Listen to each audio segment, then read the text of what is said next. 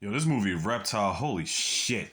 So it starts off with this couple named Will and Summer. They both like sell houses and whatnot. And it starts off with their relationship kind of rocky, you know what I'm saying? So they had this little soiree for Will. He was able to sell this house. It was like one of his best achievements. But the thing was, Summer wasn't even there, right? She didn't even bother to show up saying she was asleep. So that kind of sent him in a bad mood the whole night. But anyway, he wakes up the next morning. He tries to call Summer, you know what I'm saying, after he goes to do some business or whatever, but she's not picking up the phone. So Will goes to meet with one dude, but before he goes anywhere, he's like he's gonna stop back at the house, you know what I'm saying? Because clearly Summer's not picking up the phone. She ended up picking up the phone for somebody and tells the person to come around back. So by the time Will gets to the house, it's all dark in the house, sees her shoes at the door, then he goes upstairs and looks and sees her fucking body just laying there, done deal, dead as shit. So then they show this couple named Tom and Judy, right? Now they're talking to all these guys at the table. A dude by the name of Wally, this dude by the name of Alan, and his wife Dina. He's got a partner by the name of Clary, and that's when you realize, oh, Tom is actually a cop. He's actually in charge of the homicide bureau. He actually gets the call to investigate Will's house, right?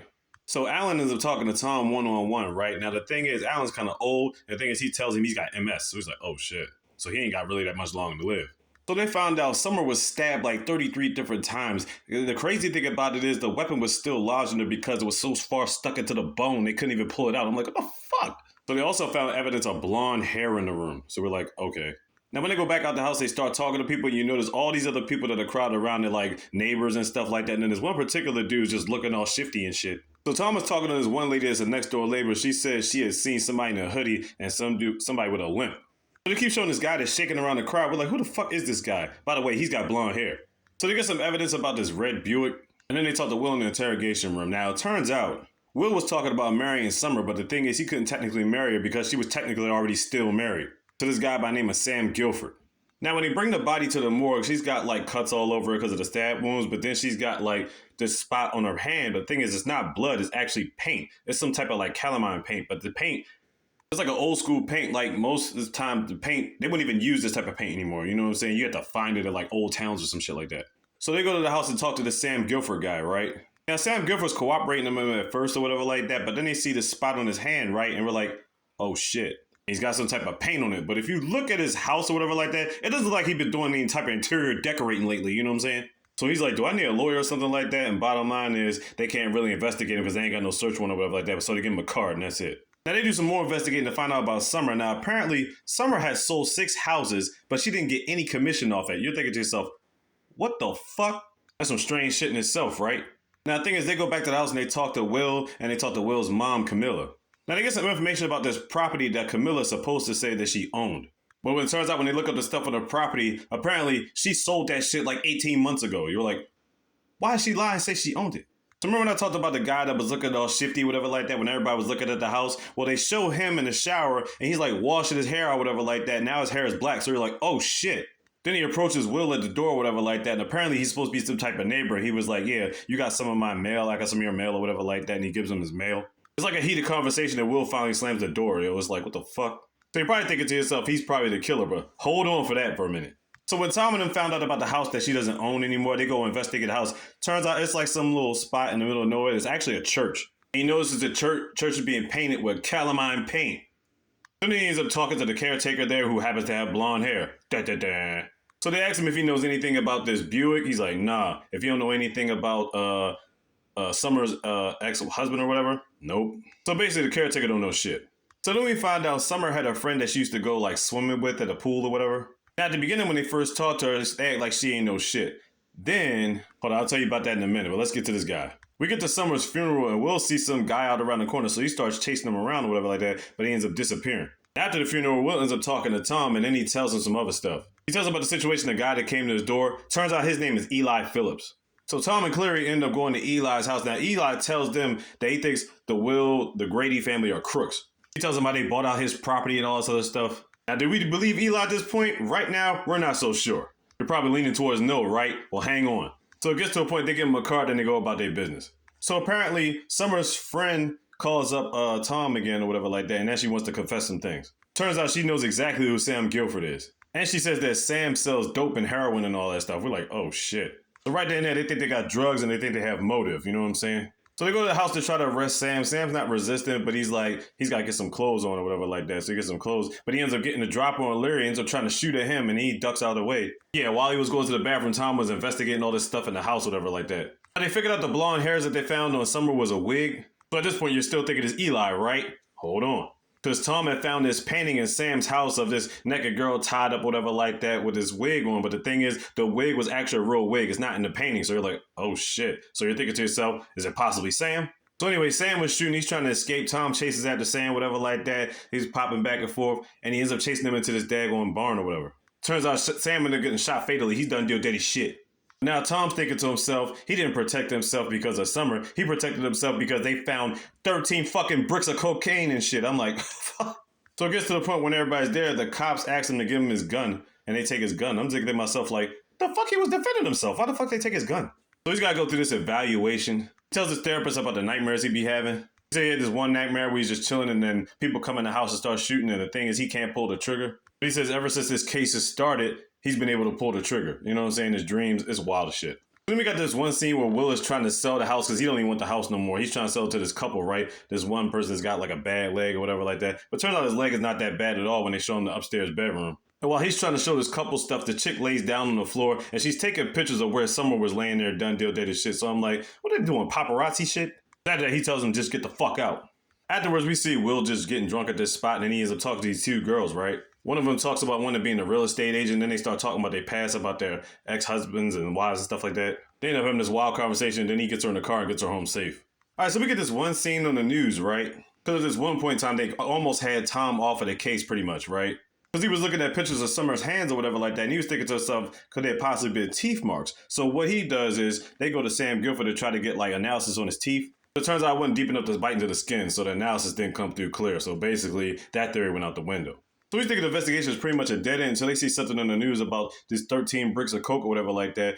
But it showed somebody else carrying it that crashed into the building. But the thing is, the guy that was driving it was one of the construction workers that used to work from Camilla. So you're like, what the fuck? So apparently Sam and one of the co-workers were shipping out the drugs together. I'm like, yo. But it turns out the guy ended up crashing into one of Camilla's buildings. It was like a hole. It was like a hole in the window broken or whatever like that. But the thing is, they didn't take anything. So was he just trying to send a message or something? I'm like, who knows? So when Tom talks to his wife, Judy, and he shows her this Buick or whatever like that, turns out she's like, no, that's not a Buick, that's a Chrysler. Because it was like a halfway picture, but she could tell by the wheels and the design in the middle and stuff like that. It was like, oh, okay. You're going to figure out why that's important in a minute. All right, so it gets to this point where Tom is doing this investigation stuff or whatever like that. Now his wife, Judy, sleep all of a sudden she gets a ringing at the door. Somebody was creeping around, and by that time, Tom is there going back to the house, and we find out it was actually Eli creeping around. We see water coming out this gate. Apparently, Judy had tried to shoot at the dude, but ended up hitting the pool or whatever like that. And that's when the water was coming out the fucking pool. So they called the cops already to take him away. But the thing is, Eli came there to tell them something. He tells them once again about the Grady's being crooks, stealing everything from under them. He keeps going on about them being fucking liars or whatever like that. Now, when the cops took him away, he ends up dropping his flash drive off at the on the desk or whatever, on the table outside, right? Now, this flash drive had this particular house on it called on Shadow Street, right? Tom's thinking to himself, were they trying to move cocaine through there or something like that? But this is one of the houses that were sold by them. Now, before they were taking Eli away, they was talking about this company they was talking about called Whitefish. That's what they're using their LLCs on. So on the flash drive, it has the 6 houses that Summer has sold, but they were all under the Whitefish company. So it turns out they made it look like she had got $75,000 a piece, but she never saw a penny of this shit. So he goes and looks over the house, but he can't really get in. He just looks around the house, whatever like that. It just looks like not really clean, not really dirty. It's just what it is. But the house was apparently sold or still for sale. So afterwards, he finds out Eli's telling the truth, and then he gets bailed out by LILC bonds. And he's thinking to himself, LILC bonds? Why the fuck would they bail me out? Nevertheless, Eli's free. So then Tom and Will end up going to the house, you know what I'm saying? He's showing them around all the interior decorating or whatever like that, shows them the upstairs. And then all of a sudden, Will pulls out a gun and shoots Tom. I'm like, oh shit. But it turns out that was a fucking dream. I'm like, yo. So we get to this point where Eli's just chilling in the house, right? Now, before I get to that, we go to Tom. He's doing some more investigating about this coke, right? So it turns out the police have one shipment, but as far as the other shipment that they got from Sam Guilford's house, they had it sent over somewhere else, so they flushed it. So you're thinking to yourself, what the fuck is going on with that? So now we get back to Eli chilling in the house. And then, like, he's, like, walking around the house. He notices the door was open or whatever like that. So he closes the door, he turns back around. It's fucking Will standing there. I'm like, what the fuck? So basically, Will's telling him to give him back the damn flash drive. I'm like, oh, shit. So before anything happens, another person pops up at the door, but we don't see who it is. So I'm like, who the fuck just showed up? So then we go to Tom and Alan is like, yeah, you're basically going to get a Medal of Valor. He's like, oh, but for killing Sam? He's like, no, for saving Clary's life. So if you ain't know, the Medal of Valor is for bravery or whatever like that, plus an extra 20,000 in his pocket. So now we get to this thing where it's Alan's birthday. They go to this like I guess it's like little secret cabin house or whatever like that. It's just a chill spot. Everybody's there, him and his wife Dina, and you got the whole crew. You got Judy, Tom, Wally, all these people there. You know what I'm saying? Everybody had a couple drinks and chilled, but Tom was being straight laced. So I guess he went wandering around the house or whatever like that, and he was checking. He seen this one car that's sitting there, whatever like that. It's got the thing. So he pulls the tarp off it. It's the fucking Chrysler. I'm like, oh shit. And then Alan pops up, and Tom's like, yeah, it's a nice little Chrysler. You know, I'm just holding it for somebody, whatever like that. We're like, bullshit. And he just tells Tom, just, yo, go and enjoy the party. I'm like, yo. So afterwards, after Tom and Judy leave the party, a cop is following them, whatever like that. And the cop just tells him, yeah, you ran a stop sign, you know what I'm saying? Just let me see your license registration. And he knows who he is, so he's like, yeah, congratulations on the Medal of Valor honor or whatever like that. And he goes back into the car because the cop came out the car slow as shit. So Tom and Judy are thinking the same thing. Why does this cop want to follow them to their house to make sure that they're safe? I'm like, yeah, all right. So we're all thinking to ourselves, Alan had them niggas followed. So Tom's thinking to himself, yeah, we gotta get the fuck out this house. We can't stay here tonight, you know what I'm saying? And then Alan gives him a call. He's like, yeah, can you meet me over here like, 9 o'clock in the morning? We can discuss some things. He's like, all right, sure. And there's one scene I forgot. The day before, Tom and Judy was eating dinner or whatever like that. And then Will ends up popping up in the same restaurant with the chick that he was talking to at the bar. And he's with his mom, Camilla, and a couple of investors and shit. So you thinking to yourself, like, this nigga here. Whatever money Summer was supposed to get, I'm pretty sure Will got all that shit, or most of it. Thomas said a couple words to Will at that point, and then he got Judy and left, all right? But that was that scene. Now, let's get back to current events. So it turns out Tom actually does end up meeting with Alan in the morning. But before that, he talked to this other sheriff named Dan, and he told him everything about the flash drive and showed him shit. So the guy's Dan thinking to himself, like, damn, I've known Alan for like 40 years. I can't believe he would do some shit like this, you know what I'm saying? So he's like, we got to find out what's really good. And then they both show up to Alan's door at 9 in the morning, right? So they about to discuss some things, but they about to go upstairs. And then Dan is like, yo, I got to take a piss real quick, right? So then Alan tells Tom, like, yo, you got to get the fuck out. This shit is over, yo. Leave now. So as Tom is going back to check on Dan, Alan is heading up to the stairs. All of a sudden, he gets popped, done his shit. Alan's done. I'm like, oh, shit. And then Dan's about to pop Tom because he knows what's up. And then all of a sudden, Tom gets him done deal. I'm like, oh, shit. We found out the person that popped Alan was fucking Wally. He was upstairs the whole damn time.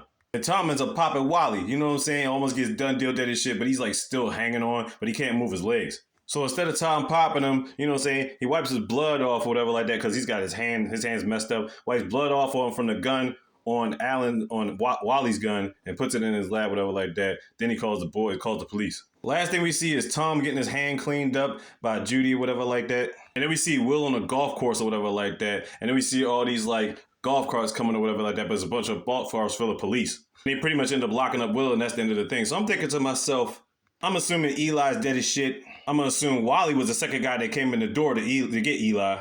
Oh no, this movie was fucking crazy, yo. Reptile on Netflix. Check that shit out.